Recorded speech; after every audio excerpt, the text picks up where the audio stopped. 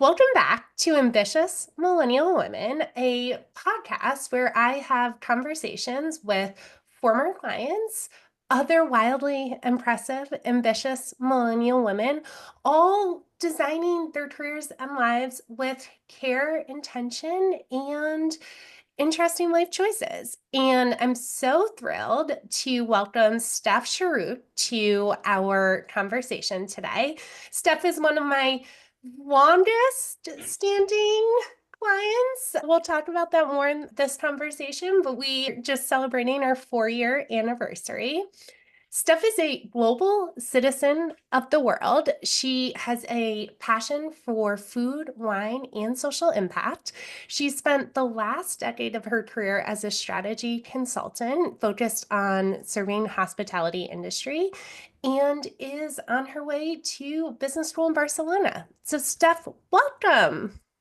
Thank you. Thank you. Very excited to be here. We're going to start today's conversation with the same place we start every single coaching conversation, which is with a brag or a celebration. So, Steph, tell us one thing you want to celebrate yourself for recently.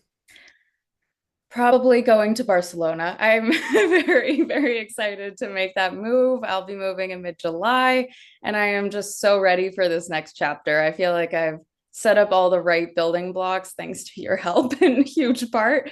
And so I feel like I really understand what I want to get out of this next experience with business school. And obviously, as you mentioned, this is a way for me to return home. I grew up in Paris, Madrid, and Istanbul. And so it's just really nice for me to be able to go back.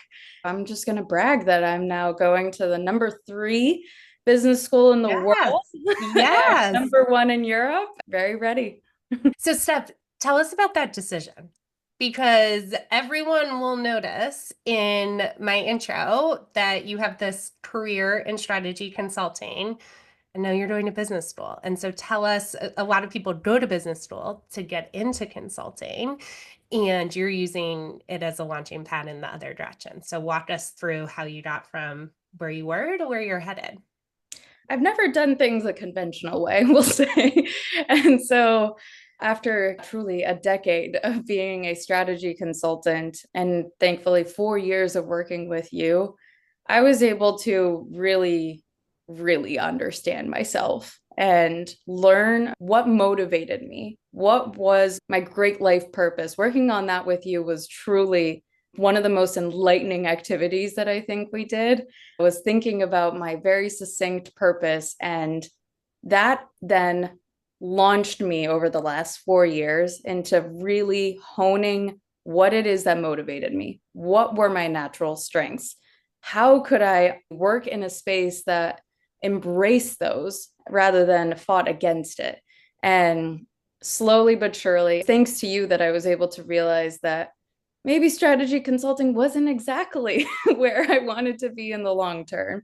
Maybe I wanted to get a little bit closer to a greater sense of purpose in the food and beverage industry and do a role that felt closer to my greater sense of purpose. And so thankfully, I also realized that as much as I love the learning and the fast paced environment of consulting, it is very high stake. And so Mm-hmm. I missed the element of learning in a safe environment and Mm-hmm. being able to fail and not have to worry about the consequences of, like, oh my God, how is this going to impact Deloitte's reputation? How is this going to impact my client? How is this going to impact Yeah. the team? And so that's why business school honestly felt like this great way for me to recenter on what I wanted to learn in a safe environment and be able to pivot into something that aligns a bit closer to my greater sense of purpose. There's a lot in there. So let's break Yeah. down every single facet.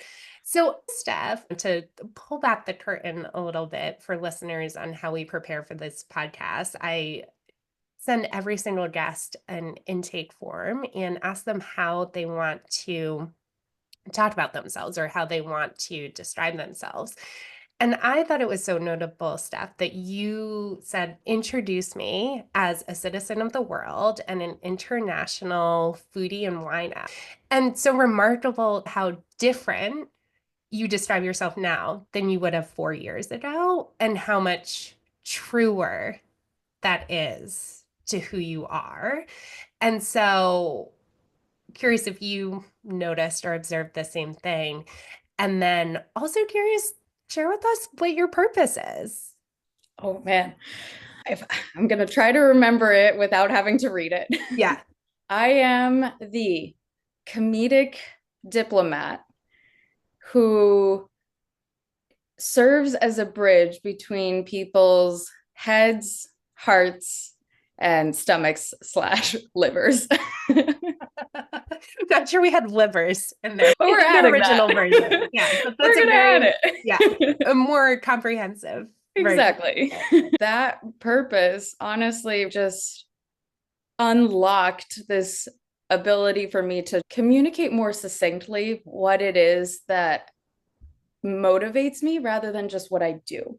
Rather than leading with, I am a strategy consultant working in the food and beverage industry for the last decade, I can lead with the fact that I am very internationally minded. I love being able to bring people of different cultures together through food or wine. I find that those are great connectors between people in a professional sense and in a personal sense. That's honestly how I built all of my relationships with my clients and how I built Mm-hmm. all of my friendships. Honestly, every single one of my friendships started with an element of food or wine or both. Yeah.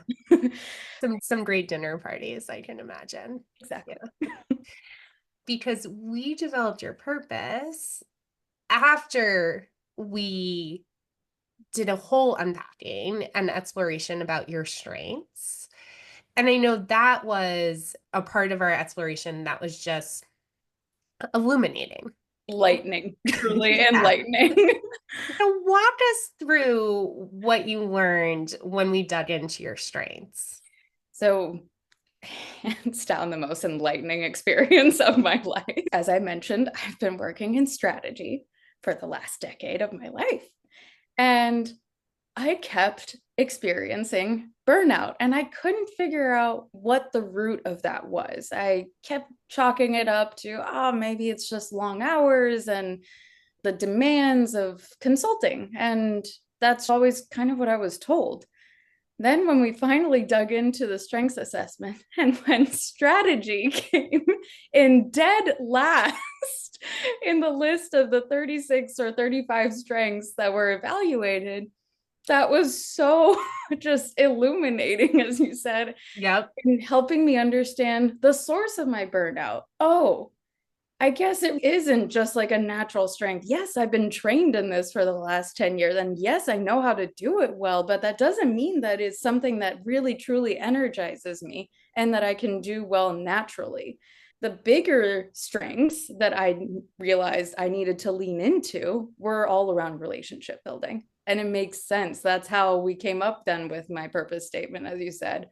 We were able to build it off of relationships and just how much bridging I love to do between ideas, people, foods, and different lifestyles, whatever it may be. I just love serving as that bridge. So that is why my LinkedIn background photo is a bridge in Paris, where I grew up mainly, and symbolizes who I am as a person, as that Yeah. bridge between cultures and people. I love that even your LinkedIn profile is a full extension of who you are, and you somehow found the perfect analogy to put into that background photo. So that's why I think using the strengths test that we did, the Clifton Strengths Finders test, is so powerful because it will tell you what you're good at and what you're less good at. And what you're less good at is usually those things that are draining your energy, or you just find so hard, or it feels like you're pushing a rock up the hill. But it's also saying, look, there's value, immense value in these strengths that you might have discounted. And I know for you, Steph, and I can speak for myself also as a former consultant, and maybe just someone in the business world generally in 2025, we are taught to hold up and revere strengths like strategy and being able to be the sharpest strategic thinker or analytical or futuristic and being able to peer around the corner and understand what's coming next and come up with a great new go-to-market strategy or product feature. And there's actually so many other ways of being that can be real, true superpowers if we actually embrace them. And so I know for you, that was so much of your relationship building skills and being able to connect deeply with people and make them feel comfortable and make them feel seen and be the bridge between people of different cultures and different backgrounds, but it's such a paradigm shift. It's like a deconditioning of what we've been taught to value and what can be unlocked or be so powerful when we let ourselves value our true strengths, Yep. which you've been on a multi-year journey to do. Yes, very multi-year. Yeah. Yeah. Yeah. Any examples, Steph, of after we did that work, how you then brought that realization back into your consulting work to approach it a little bit differently, or to even set some boundaries or talk about your talents in a different way? I would say the biggest example of it is truly how I approached my general consulting services. And so rather than try to lead with proving to clients that I am the most innovative thinker and that I can think extremely strategically, I started to shift into basing all of my strategic guidance on understanding my client on a very deep level. I started to pivot to try to ask them what they thought. This is the thing that I find so interesting about the world of consulting is a lot of times you're expected to learn the ins and outs of an organization within just maybe 2 to 4 weeks and come up with a Mm-hmm. strategy. Yep. Well, I'm not going to know your organization better than a client who has been working at this company for 10, 15, 20 years. I feel like the answers are all right there. They know them. And so my job is to ask the right questions and build the right relationships to help them understand what they think the future of the organization is. I can also provide this overview where I can see across multiple actors.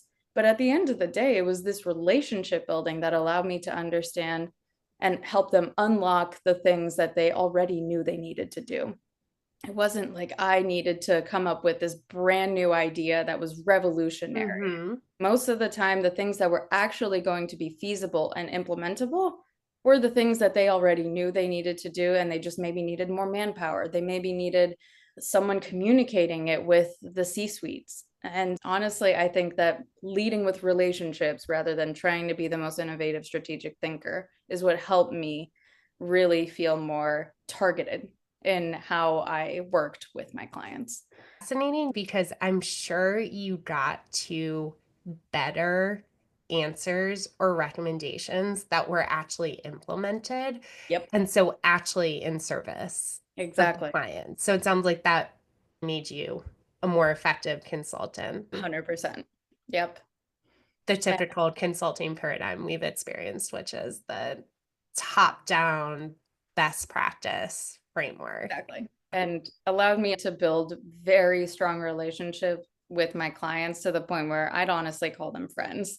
Just Yeah. a few days ago, I had Yeah. a chat with some of my favorite clients, and I just loved how excited they were for me for this new journey with business school. And I was so excited to catch up with them and hear what they were up to. Like, yeah, we're not working together anymore, but that didn't mean that we didn't form a deep relationship. And man, that meant the world to me.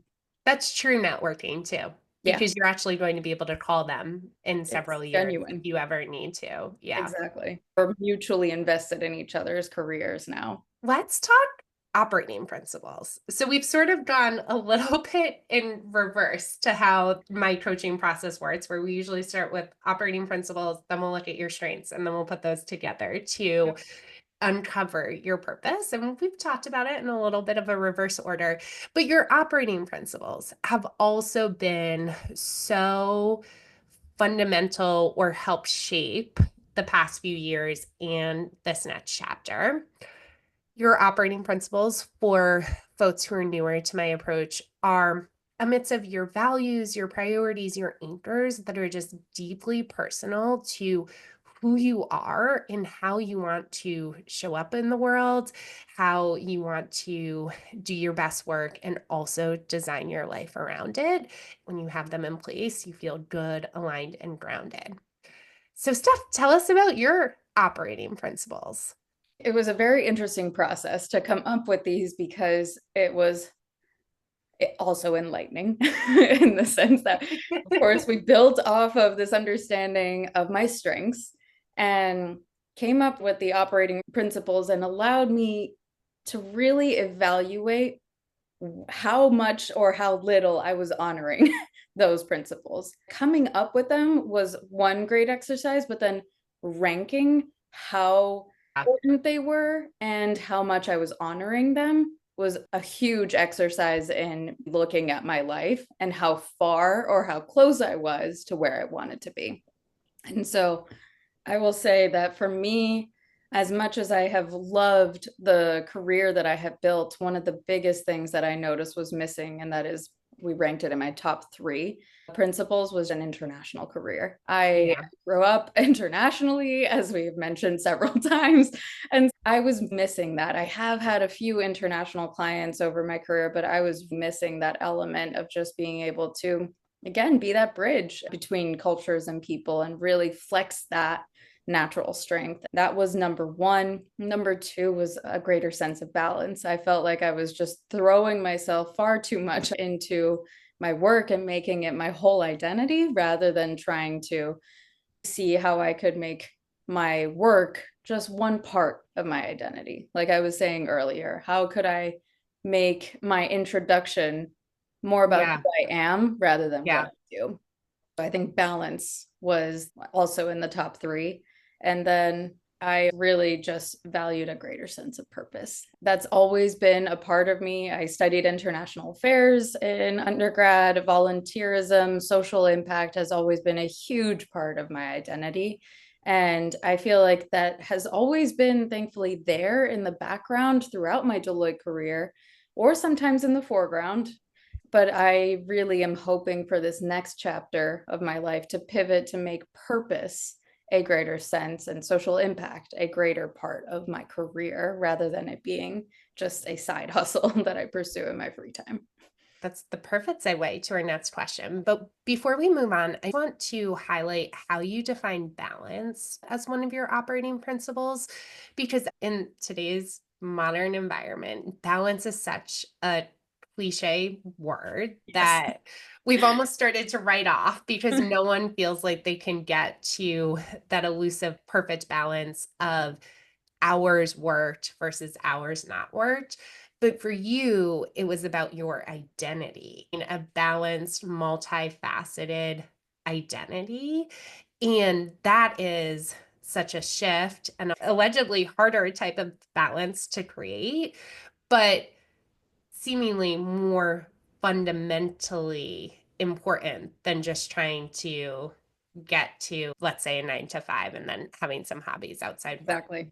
Yeah. And I think you are a great example of how you have achieved that balance. Have you created a more balanced identity outside of just your career over the past? Absolutely. And Yeah. again, I can't say this enough, but that is in huge thanks to you because without all of these illuminating pieces coming together, and thanks to your coaching, I would not have been able to feel this greater true sense of self and ownership of who I am and what I want to do without your help.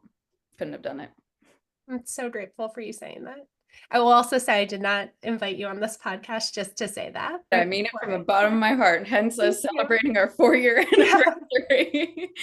I think the 4 years is really important to emphasize because sometimes clients come into career coaching looking for a quick fix because something isn't working and there's pain and they just need to shift something quickly. Yep. And coaching will always help you make some pretty immediate shifts to get into better alignment, feel better. but it can also just take longer and multiple years to make a bunch of small choices and get to know yourself better to fully shift into the point of where you are and where a lot of my long-term clients are, which is this point of, okay, I'm on this.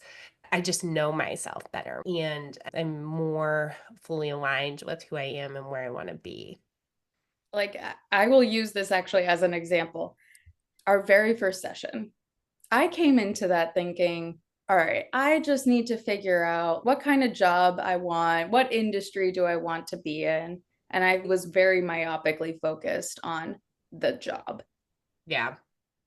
But I remember very distinctly by the end of our first session, you had me in tears in a very beautiful way because you helped me see and envision a future that was 5 years into the future and that didn't just focus on the job. You were helping me look more holistically at how do I want to feel? How Mm-hmm. do I want to be honoring my greater sense of self? You helped me unlock the job focused way of thinking and really start to think more holistically about a career and a life.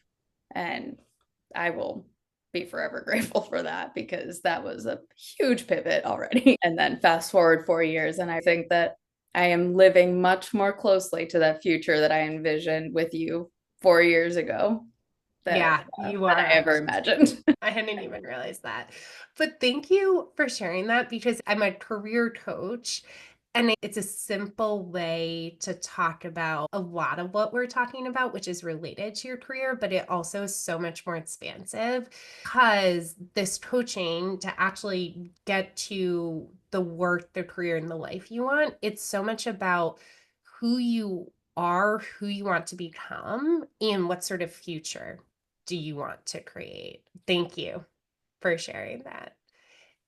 And perfect segue to your future stuff. So we've talked about it. You've made this decision to go to business school. Yep.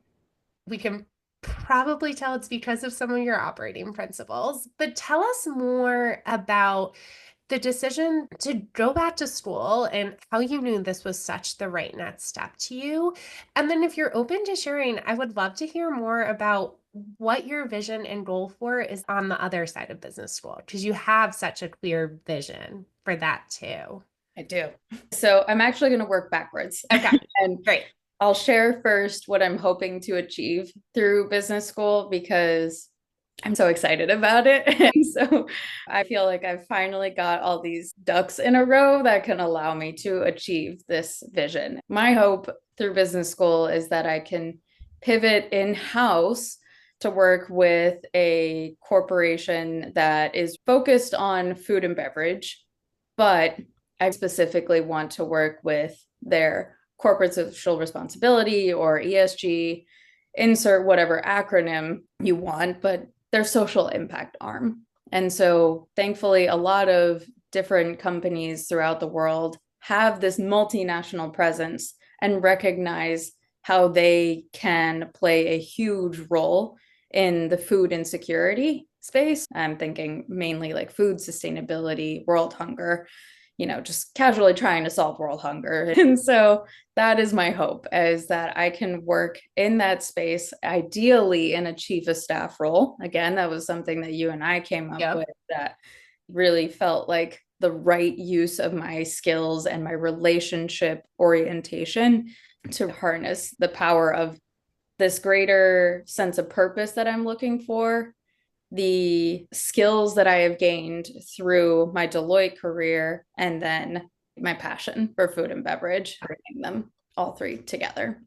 So, then to answer the question about why business school, that is a question that people have asked me quite a bit Yeah. because you could, in theory, just go right into this. I'm a dual French American citizen, and so I have working rights in Europe. But the thing is, number one, I wanted to pause and not just keep going from job to job and not be able to lift my head up and understand the full landscape of the options that are available to me. I wanted to stop and be very intentional about where I go next. Then the other piece was the school. Yes, it was truly a match made in heaven for me. Mhm. At the end of the day, their core mission is so founded on corporate social responsibility. This Yeah. idea that doing good and doing well can go hand in hand. You don't have to sacrifice profit for the sake of purpose. They Yeah. can be symbiotic.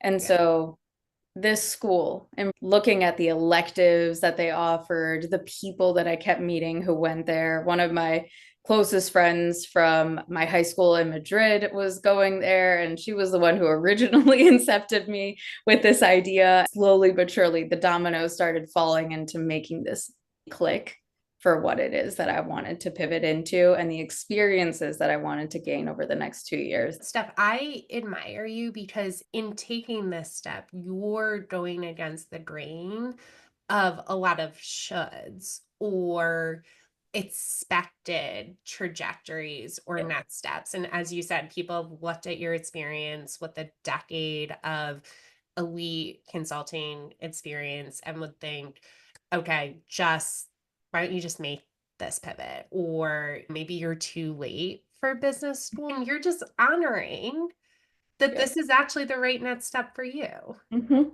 Exactly. That has been so freeing to let go of shoulds and rather focus on the coulds. Yeah. Oh, I Oh, love wouldn't it that. be cool if I could Yeah. go to school in Barcelona for 2 years? Yeah. That could be pretty great. Yeah. How cool would it be rather than focusing on, I really should just keep going down this track. I've been successful with it. And Yeah. I have really, really loved the clients and the colleagues that I've had at Deloitte. Like, don't get me wrong, that has been absolutely incredible. But how cool would it be if I could expand that to Europe and really just try to build up a new network over there?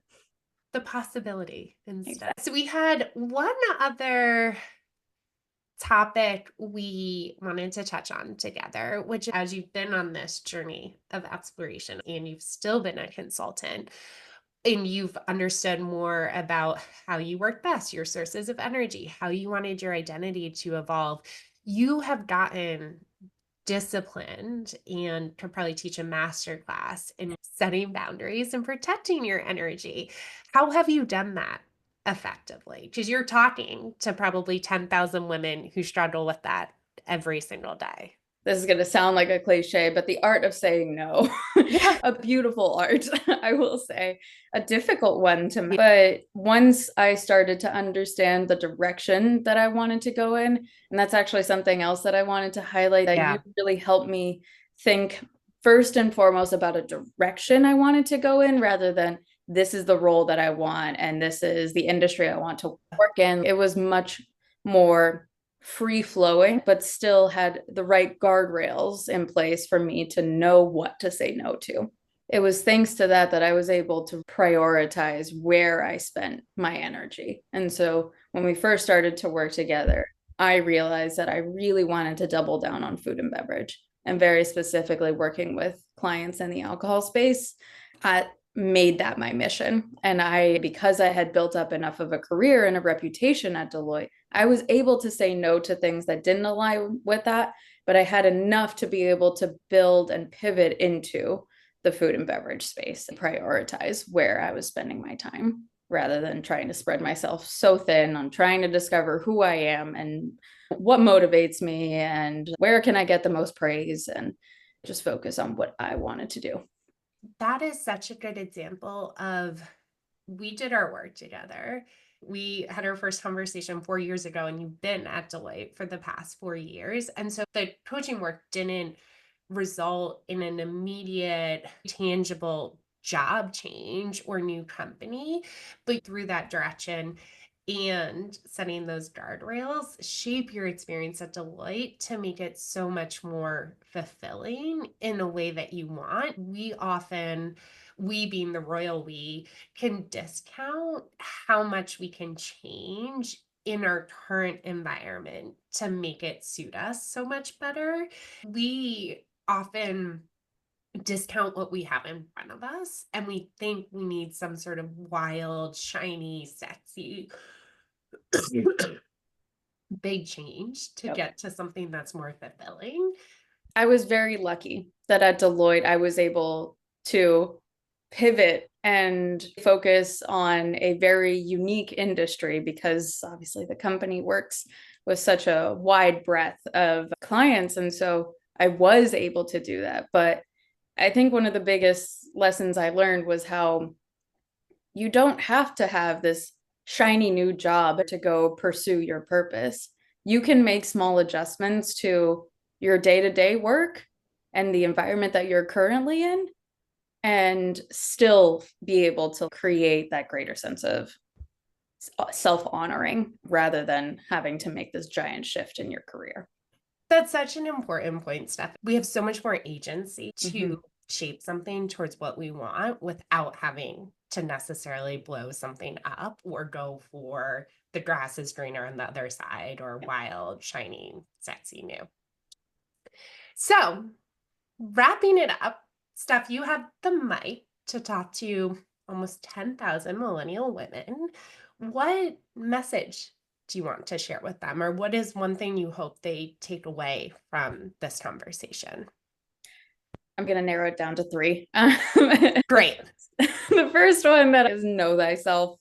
Knowing myself was the unlock. That was the key for me being able to live a life that is calmer and more aligned with my values and my sense of purpose. Number two, get jealous. I'm going to be Yeah. very honest that it Oh, felt like as I was working with you over the last 4 years, I kept noticing myself getting jealous about very specific things. I was jealous of a friend of mine who went to grad school in London. And I was like, God, I want to do that. And I was also jealous of her because she knew exactly what she wanted to do. And she's one of those people who's always known what she's wanted to do. And I admired that, but I was jealous. I was like, God, I'm not having this in my life. And so I tried to embrace this mentality of love this for you, want this for me. yeah, yeah. So that's what I mean by get jealous. I started noticing that, okay, I clearly want to live abroad again. I really miss that. I clearly want to know what I want to do with my life. And then three, I love the learning environment. I find that school is a very energizing space for me. And so I realized that I was getting jealous repeatedly of people who were experiencing these three things.